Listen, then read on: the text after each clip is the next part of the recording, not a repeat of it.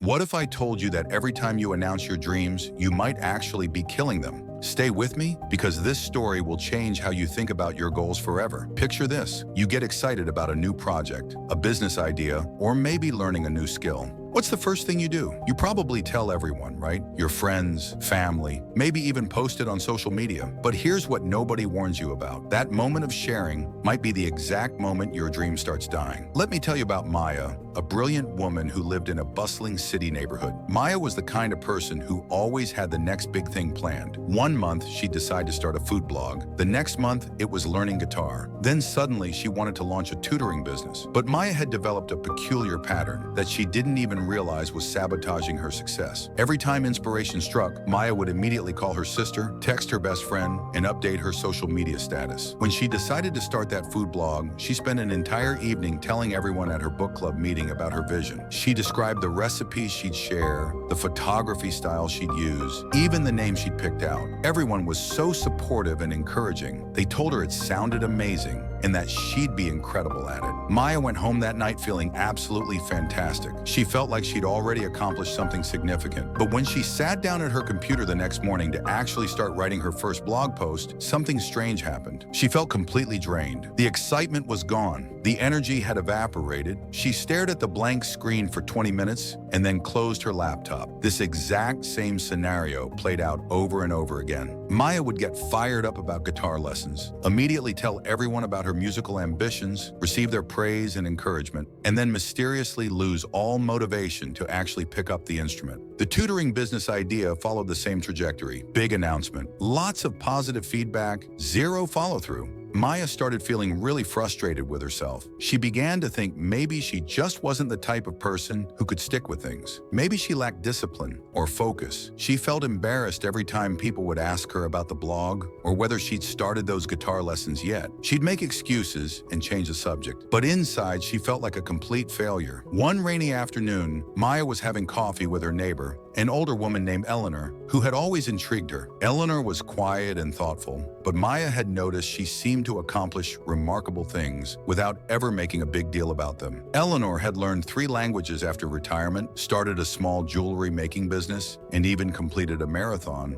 all without much fanfare. Maya found herself opening up about her pattern of starting things with enthusiasm and then losing steam. Eleanor listened carefully and then asked a simple question that changed everything. Maya, what's the very first thing you do when you get a new idea? Maya didn't even have to think about it. I get so excited that I call everyone I know. I want to share my enthusiasm. I guess I want people to be proud of me and support me. Eleanor nodded slowly and suggested they take a walk to her small backyard garden. Once there, Eleanor picked up 2 identical flower bulbs from her gardening supplies. She handed one to Maya and said, "Let's plant this one properly." They dug a small hole, placed the bulb deep in the rich soil, covered it completely, and watered it gently. Then Eleanor took the second bulb and did something unexpected.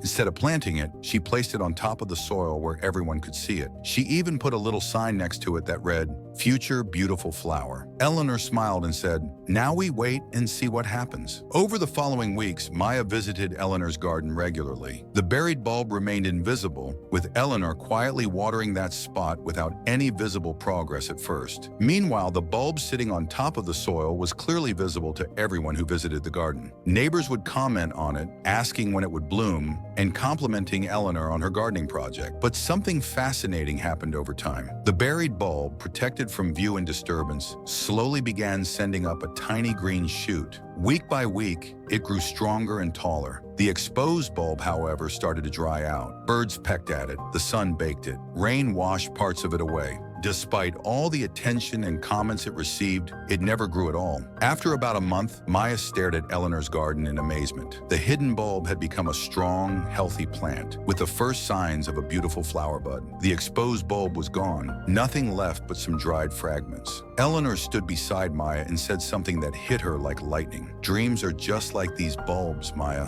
When you expose them too early, when you put them on display for everyone to see and comment on, they get damaged by all that attention. The energy that should go into growing gets wasted on managing other people's reactions and expectations." She continued, "But when you keep a dream protected, when you let it develop in the quiet darkness of consistent effort, it can grow strong enough to eventually bloom on its own." By the time people see it, it's already established and beautiful. Maya realized she had been giving away all her creative energy in those initial conversations. The praise and encouragement she received from sharing her ideas early on gave her a false sense of accomplishment. Her brain was essentially getting the reward before doing the work, which removed her motivation to actually do the work. That evening, Maya made a decision. She had been thinking about learning pottery for months, but this time would be different. She didn't tell anyone. She quietly researched classes, signed up for a beginner's course, and started attending twice a week. When friends asked how she was spending her evenings, she just said she was trying some new things. The first few weeks were challenging. Without the external validation and encouragement she was used to, Maya had to find her motivation from different sources. She had to rely on her own curiosity about the clay, her own satisfaction from small improvements, and her own determination to continue when things got difficult. But something remarkable happened. Without the pressure of other people's expectations or the need to explain her progress to anyone, Maya found herself genuinely enjoying the learning process. She made mistakes without feeling embarrassed. She had breakthrough moments that felt deeply personal and rewarding. She developed real skills through consistent practice. After 3 months, Maya had created her first set of bowls that she was truly proud of. Only then did she invite her sister over and casually mention her new hobby while serving dinner in the bowls she'd made. Her sister was shocked and impressed, but Maya realized something important. The praise felt nice, but it wasn't necessary anymore. She had already experienced the deep satisfaction that comes from actually accomplishing something. Maya applied the same approach to her next goal.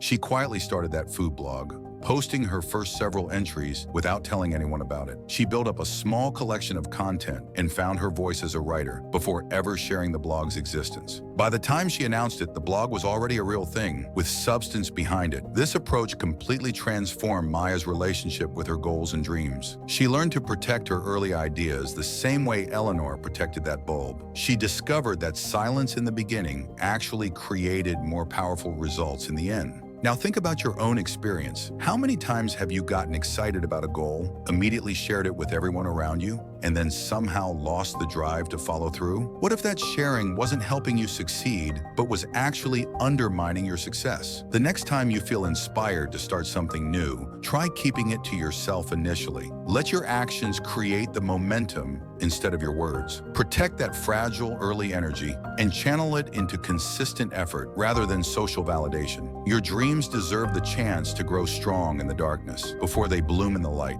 Give them that gift of silence and watch what becomes possible. If this perspective resonated with you, consider sharing this video with someone who might benefit from hearing it, and subscribe for more insights that can transform how you approach your goals and dreams.